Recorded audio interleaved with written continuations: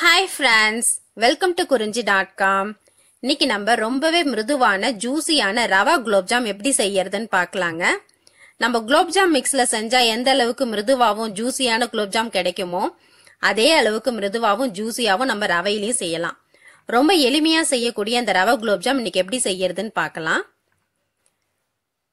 கடாயில 1 ஸ்பூன் அளவுக்கு நெய் சேர்த்திருக்கேன். இந்த நெய் நல்லா சூடாகட்டும். இப்ப 1 கப்பு ரவைய இதுல சேர்த்துக்கலாம். ரவை நல்லா சூடேற வரைக்கும் வறுத்தா போதும், ரொம்ப செவக்க வறுக்கணும்னு அவசியம் இல்ல. இந்த நெய்ல ரவை வறுபட்டு நல்ல ஒரு வாசனை வருங்க. அப்ப நம்ம இது கூட 1 கப்பு ரவைக்கு 2 கப்பு பால் சேர்த்துடலாம். இது காய்ச்சின பாலா இருந்தாலும் பரவாயில்ல, காய்ச்சாத பாலா இருந்தாலும் பரவாயில்லங்க. 2 கப்பு பால் சேர்த்து அடுப்ப சிம்ல வச்சுட்டு நல்லா கலந்து விட்டுக்கிட்டே இருங்க. நம்ம கடைகள்ல வாங்குற குலோப்ஜாம் மிக்ஸ்ல பால் பவுடர் சேர்ப்பாங்க. இப்ப நம்ம இந்த ரவைய பால்ல வேக வைக்கிறதுனால நம்மளோட குலோப்ஜாமும் அதே அளவுக்கு டேஸ்ட்ல நல்ல மிருதுவான குலோப்ஜாம் நமக்கு கிடைக்கும்.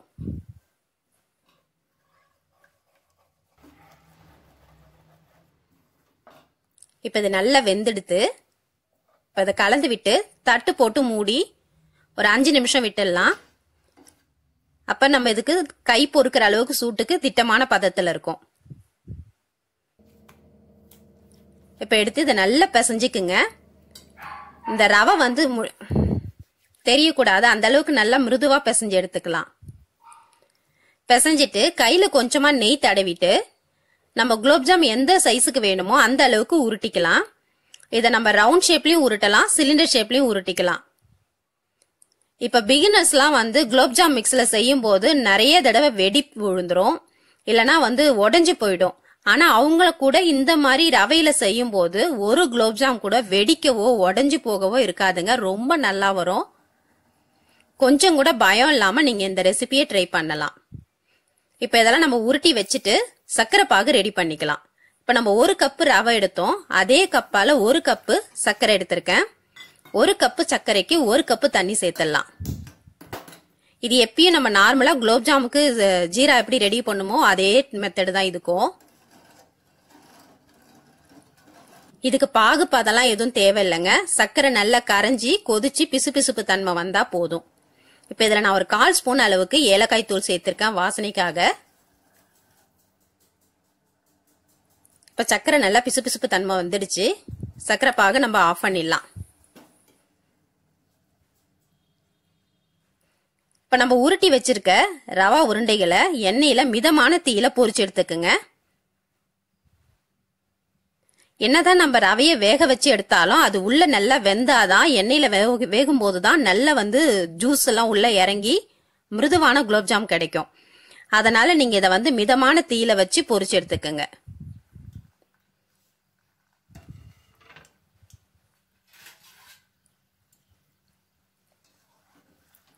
இதை எண்ணெயில போட்டதுமே நம்ம அளவு செஞ்ச அளவை விட கொஞ்சம் பெருசாகும் இது.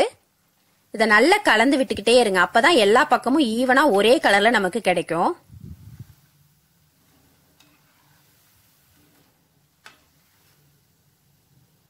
நல்ல ஒரு கோல்டன் பிரவுன் கலர் வந்ததுக்கு அப்புறம் நம்ம இதை எடுத்துடலாம்.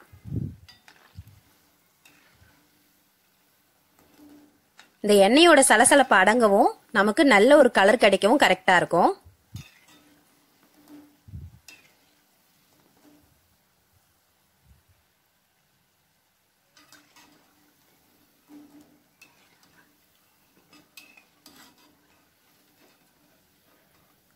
இப்ப நமக்கு நல்ல இந்த கலர் கோல்டன் பிரவுன் கலர் கிடைச்சதும் எண்ணெயை வடிகட்டிட்டு எடுத்துடலாம்.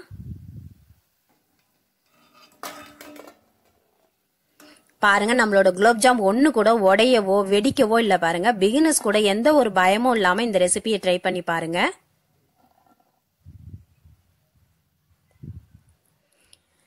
இப்ப நம்ம சர்க்கரை பாகு வந்து லைட்டா சூடா இருக்கிற மாதிரி பாத்துக்குங்க. அப்பதான் இந்த உருண்டைக்கு உள்ளலாம் அந்த சர்க்கரை பாகு இறங்கி நல்ல ஜூசியான குலோப்ஜாம் கிடைக்கும் நமக்கு.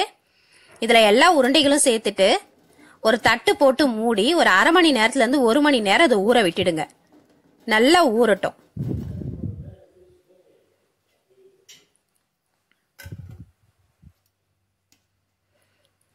இப்ப பாருங்க நம்மளோட குலோப்ஜாம் நல்லா ஊறி நமக்கு மிருதுவான குலோப்ஜாம் கிடைச்சிருச்சு.